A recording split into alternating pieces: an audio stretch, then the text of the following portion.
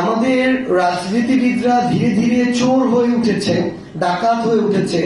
এটার কারণ কিন্তু এটাও যে আমরা শুধু তাকে মানে তার রাজনীতির যে বিষয়টা এটাই দেখেছি, আমরা কখনো প্রশ্ন করিনি যে এই যে মানুষটা রাজনীতি করছে এই দলটাতে তার পরিবার চলার মতো একটা ব্যবস্থা করা হয়েছে কিনা, এইটুকু বৈধ উপায়ে আমরা একটা সুযোগ করে দিয়েছি কিনা, এইটুকুনি আমরা কখনো প্রশ্ন করিনি, চিন্তাও করিনি।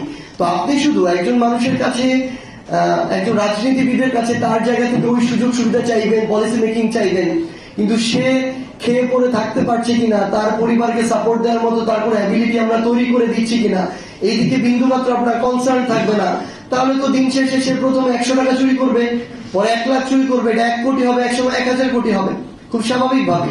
তো এটার জন্য আমরা যারা ইয়াং জেনারেশন, যারা পড়াশোনার পাশাপাশি যেন তারা এভাবে ধীরে ধীরে তাদের এই আর্নিংটা করতে পারবে স্কিল ডেভেলপমেন্টের মাধ্যমে, যেটা তার একাডেমিক জায়গাটাতে কাজে লাগবে, পাশাপাশি কিছু আর্নও করতে পারবে বিভিন্ন ভাবে, অল্প সময় দিয়ে, দিনে 1-2 ঘন্টা সময় দিয়ে।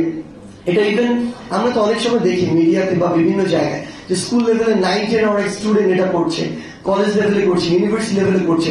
সো এটা একটু ছড়িয়ে দেয়। আমরা আমাদের জায়গা থেকে যে জিনিসটা দেখেছি, সবার সাথে একটা হওয়া না হওয়ার মধ্যে পার্থক্য, কমিউনিকেশনের যে গ্যাপটা কিভাবে করবে এই প্রসেসটা না জানা, এবং যারা এটা এখন পর্যন্ত এটার কাছে আসেনি তারা মনে করে এটা কোনো অনেক বড় কিছু, কিন্তু যতটা বড় ভাবা হয়, বাধাটাকে যত পাহাড় সম দেখা হয় ততটাও কিন্তু বড় না এই বাধাটা। সো ওই জায়গা থেকে আমার মনে হয় যে সরকারের জায়গা থেকে এই ক্যাম্পেইনটা স্পেশালি, সাপোজ আমরা যদি আমাদের কথাই বলি, আমরা যদি আগামীতে বাংলাদেশে রাজনীতি করতে চাই তাহলে অবশ্যই আমাদের একদম বৈধ একটা উপায় লাগবে, যেটা থেকে আমরা আমাদের যে পরিবারের বা আমাদের চলার জন্য যতটুকু আমাদের ফিনান্সিয়াল সাপোর্ট প্রয়োজন সেটা যেন আমরা বৈধভাবে আর্ন করতে পারি। এখন এটা যদি আমরা আমাদের কোন একটা স্কিল ডেভেলপমেন্টের মাধ্যমে বাসায় বসে যে কোনো একটা সময় 2-3 ঘন্টা দিয়ে আমরা এটা আর্ন করতে পারি, তাহলে আমাদের আর অন্য কিছু চিন্তা কাজ করবে না। সো আমাদের মনে হয় এই জিনিসটা খুবই গুরুত্বপূর্ণ। আমরা আজকে আইসিটির সাথে, এটা যেহেতু একটা পলিটিক্যাল প্ল্যাটফর্ম, জাতীয় নাগরিক কমিটি, এই দুইটার কানেকশনটা জরুরি। এখানে অনেকেই রয়েছে যারা স্টুডেন্ট, যারা আগামী বাংলাদেশের পলিসি মেকিং এ পার্লামেন্টে যেতে চান, কিন্তু তাদের এখনো বাসা থেকে টাকা নিতে হবে, উদাহরণ না বলি। তো এটা আমাদের জন্য আসলে বিব্রতকর এই বয়সে এসে।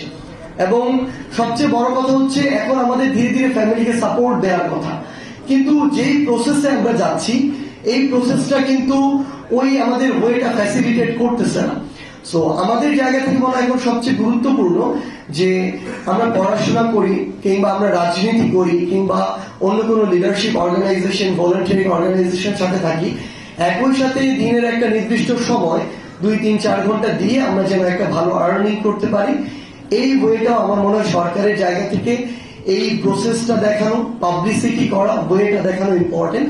তাহলে আমরা নিশ্চিত অন্তত আমাদের যে পলিটিক্যাল থিঙ্কিং, মানুষের কাছে যাওয়া, কথা শোনা, আমরা বলি যে আমরা ইন্টেলেকচুয়াল যে চর্চা করা, এই জিনিসগুলো আমরা করতে পারবো। সো এটা আমার মনে হয় যে একটু এই উদ্যোগটা নেওয়াটা জরুরি।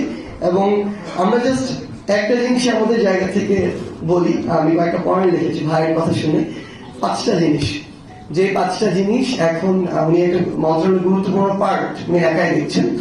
সো তার সহযোগিতায় আমাদের সহযোদ্ধা উপদেষ্টা হিসেবে আছেন নাহিদ ইসলাম, সমন্বিত প্রয়াসে আমরা 5টা জিনিস চাই। এক হচ্ছে খুনি শেখ হাসিনা তার ছেলে সজীব ওয়াজেদ জয়কে সামনে রেখে বাংলাদেশের আইসিটি সেক্টরে যে লুটপাট চালিয়েছে এবং যে ক্ষতিগুলো করেছে, যেগুলো রিকভার করা সম্ভব না, সেই লুটপাটের আমরা আমল চাই। এটা পুরো বাংলাদেশের মানুষের সাথে আশা প্রয়োজন। 2, তারা এই লুটপাট করার জন্য, ধান্দাবাজি করার জন্য কিছু মানুষকে মানে ফ্যাসিলিটেট করার জন্য, কিছু মানুষের একটা সাম্রাজ্য তৈরি করার জন্য যে ধান্দাবাজি যত বাংলাদেশে করেছে, যেগুলো দেশ এবং দেশের মানুষের জন্য ক্ষতিকর, আপনি অলরেডি বলেছেন শুরু হয়েছে, কিন্তু এই অন্তর্বর্তীকালীন সরকারের সময় আমরা এটা শেষও দেখতে চাই। 3, আমরা আমাদের জায়গা থেকে যে জিনিসটা আমরা দেখছি যে আমাদের আসলে সমস্যা, ইয়াং জেনারেশন যখন আমরা মাঠে ঘাটে যাই, সেটা হচ্ছে ইয়াং জেনারেশন কিন্তু এখন সোশ্যাল মিডিয়া নিয়ে পড়ে থাকে বেশিরভাগ সময়, ইয়াং জেনারেশন গেমস নিয়ে পড়ে থাকে। ওনারা বললেন যে বিভিন্ন জুয়া খেলায় মেতে থাকে, কিন্তু ফোনের সাথে থাকে বা ল্যাপটপের সাথে থাকে। সো এই জিনিসটাকে আমরা আমাদের জায়গা থেকে প্রপার ইউটিলাইজ করে আমাদের প্রোডাক্টিভিটি বাড়াতে হবে ইয়াং জেনারেশনে।